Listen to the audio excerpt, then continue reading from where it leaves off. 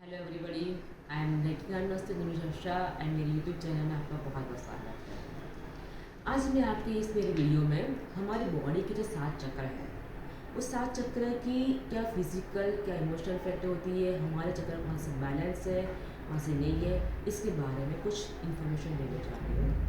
हमारी बॉडी में 1 लाख से भी ज़्यादा नाड़ियाँ हैं। ये नाड़ियाँ कहीं ना कहीं इंटरेक्ट होती है।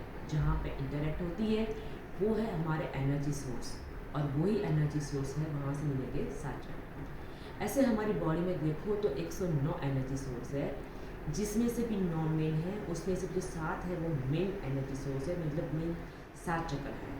तो मैं आज आपको ये 7 चक्र के बारे में इंफॉर्मेशन देने जा रही हूँ। सबसे पहले हमारा आएगा मूलाधार चक्र। मूलाधार चक्र जो है वो स्पाइन के बेस में है।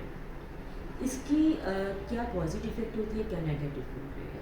तो अगर ये हमारा मूलाधार चक्र हमारा बैलेंस है तो हम खुद को सेफ एंड सिक्योर फील करते हैं, हमारी हेल्थ अच्छी होती है। वाइस वर्सा अगर हमारा ये चक्र बैलेंस नहीं है तो हम खुद को सेफ सिक्योर फील नहीं करें, हमारी हेल्थ अच्छी नहीं है।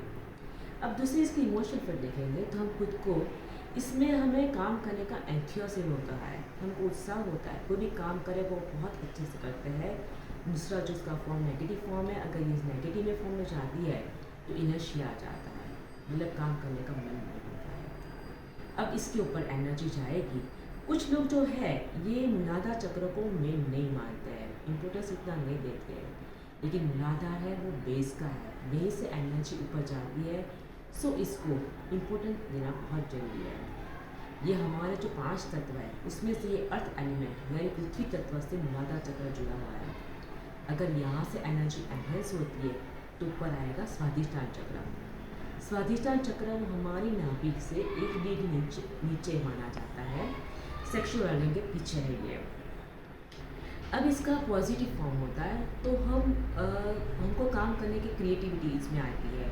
कोई भी काम इसको हम अच्छी तरह से करते हैं, बहुत कुछ क्रिएटिव कर काम करते हैं, जो भी काम है इसका अच्छी तरह से करते हैं। इसका नेगेटिव फॉर्म जाएगा तो लस्ट आ जाएगा। जैसे हमको पता है कि ये जो स्वाधिष्ठान चक्र है वो सेक्सुअल ऑर्गन से जुड़ा हुआ है, तो अगर इसका ये चक्र अगर बैलेंस नहीं है तो वो इंसान या तो ओवर सेक्सुअल हो जाता है या तो फिर वो नशे में पड़ जाता है। ओके, ये जो सेक्स की जो बात है वो हमारी इसके लिए कि हम लोग बहुत गलत सोच के रखा है। ये हमारी बॉडी के लिए ज़रूरी है, लेकिन इसमें बहुत चिपकना, इसमें ओवर हो जाना ये ज़रूरी नहीं है।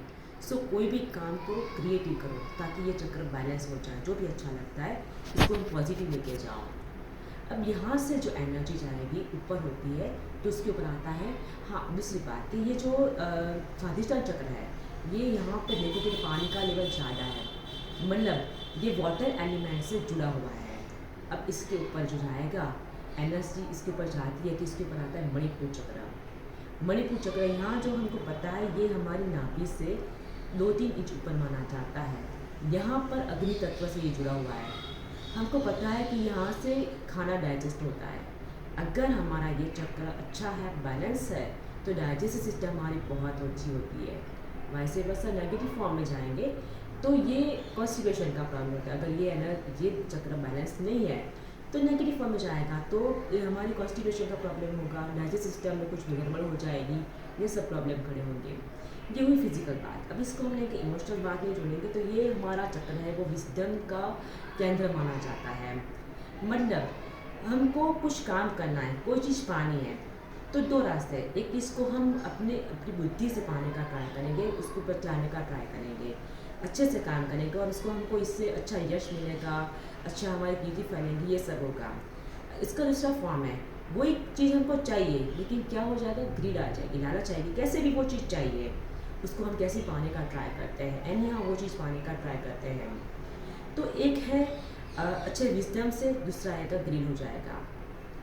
अब इससे जो दूसरी बात है तो एंजो फील होता है। अगर ये हमारा चक्र बैलेंस है तो हमें एंजो फील होता है। हमको पता है कि हमको बहुत खुश हो जाते हैं, हंसते हैं, तो यहीं पे आती है ना एंजो की फीलिंग। तो यहाँ पे हमारी एंजो की फीलिंग आती है। उसका जो दूसरा जो फॉर्म है वो नेगेटिव फॉर्म जाएगा तो वो सौरव, बराबर। अगर नहीं है तो हमको सौरव होएगा, जेलसी हो जाएगी, ये सब होता है। अगर ये चक्र बैलेंस है, यहाँ एनर्जी लेवल अच्छा है, तो एनर्जी एनहेंस होकर जाएगा, ऊपर आएगा हृदय चक्र जो हृदय के पास स्थित है। यहाँ पे हमको जानते हैं कि एयर का लेवल ज़्यादा है, मतलब ये एयर एलिमेंट यानी वायु तत्व से ये जुड़ा हुआ है।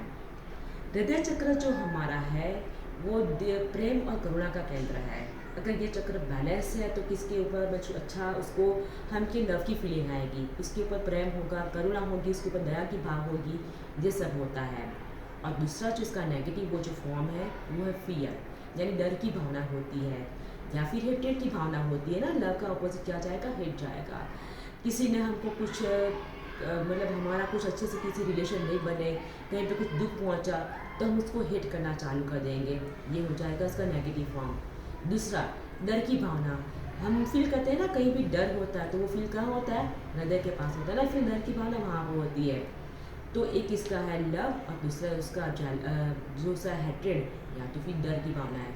तो ये चक्र को बैलेंस करना है तो लोगों के प्रति दया की भावना रखो, किसी के ऊपर प्रेम रखो, करुणा रखो, दया रखो, ये सब रखोगे तो ये चक्र हमारा बैलेंस हो सकता है। यहाँ से चक्र अगर हमारी एनर्जी अच्छे से एनहेंस होती है ऊपर जाएगी और यहाँ पर आएगा विशुद्ध चक्र।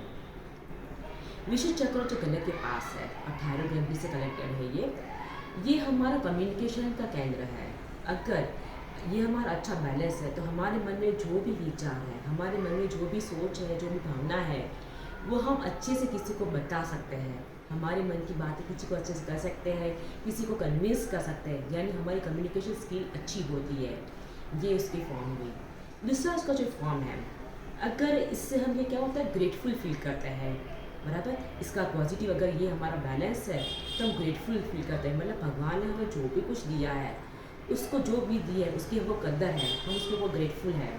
उसका दूसरा फॉर्म है कि हम ग्रेटफुल फील नहीं कर रहे हैं, जो भी मिल रहा है उसको ग्रेटफुल नहीं है हम। अब हमने देखा होगा कि किसी को ऊपर किसी का दुख देखते हैं तो दुख होता है तो आंखों में आंसू आ जाते हैं, तो हमारा यहाँ पे चौकअप हो जाता है ना, मतलब हम ग्रेटफुल हैं, ये उसका हुआ। अब यहाँ से एनर्जी अगर एनहेंस होती है तो इसके ऊपर आता है ये हमारा आज्ञा चक्र।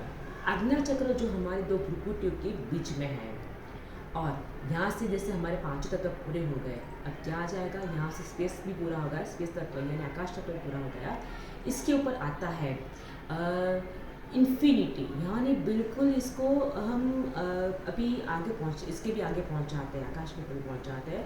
मतलब ये जो चक्र है इसको गुरु चक्र माना जाता है।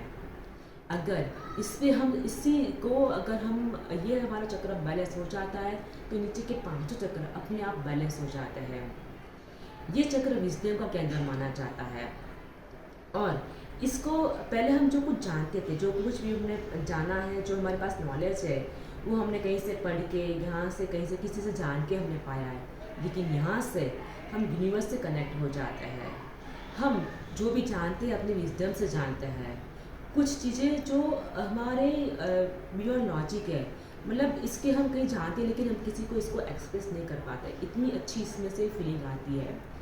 इसका नेगेटिव फॉर्म है एंगर। अगर ये हमारा चक्र बैलेंस नहीं है तो क्या आ जाएगा, गुस्सा होता है ना। अगर कहीं पे गुस्सा होता है, एंगर होता है, तो इसकी सेंसेशन कहाँ होती है, यहीं पर होती है। तो ये उसका होता है नेगेटिव फॉर्म। अब यहाँ से ऊपर जाएंगे तो आएगा सहस्त्राकार चक्र। सहस्त्राकार चक्र, इसको हम हमारी एनर्जी का प्रवेश द्वार मानते हैं। किसी बुजुर्गों का, किसी बड़ों का, किसी गुरुजनों का आशीर्वाद लेते तो कहाँ से लेते, यहाँ से लेते ना। तो ये हमारी एनर्जी का प्रवेश द्वार माना जाता है। यहाँ पर अगर एनर्जी आ जाती है तो इस पर वननेस की फीलिंग आती है, मतलब हम भगवान से एक हो जाते हैं। अब ड्यूल नहीं होता है, अब यहाँ पर वननेस की फीलिंग आती है। ये हुआ एनर्जी का ऊपर जाना हुआ, ओके। अब जब सपोज यहाँ से एनर्जी नेगेटिव फॉर्म में गई तो जहाँ क्या आएगी, कहाँ पे, ये हमारे आज्ञा चक्र पे आएगी। तो वहाँ पे क्या फील होता है, हमको एंगर फील होता है ना, तो एंगर हुआ। अब यहाँ से एनर्जी नीचे आएगी तो नीचे चक्र में आएगी, जो इसका पॉजिटिव फॉर्म था ग्रेटफुल। अब हमको यहाँ पे ग्रेटफुल फील नहीं होता है, वहाँ से एनर्जी जाएगी वापस नीचे हृदय चक्र में। हृदय चक्र में एनर्जी आती है तो ये एनर्जी वहाँ पे हम वापस कहाँ जा जाते हैं, डर की भावना होती है, हेट्रेड की भावना होती है, ये सब होता है, जेलसी की भावना होती है।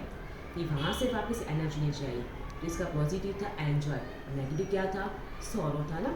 तो वहाँ से वापस सौरव आ जाएगा, जेलसी आ जाएगी, वहाँ से एनर्जी जाएगी वापस स्वादिशान चक्र में। तो वहाँ पे अभी हमको क्रिएटिविटी नहीं रहेगी, यहाँ पे लस्ट की उसकी जगह लस्ट ने ले लेती है। मतलब वो इंसान या तो ओवर सेक्सुअल हो जाता है, फिर वो या तो नशे में पड़ा रहता है। वहाँ से वापस एनर्जी जाएगी नीचे मूलाधार चक्र में।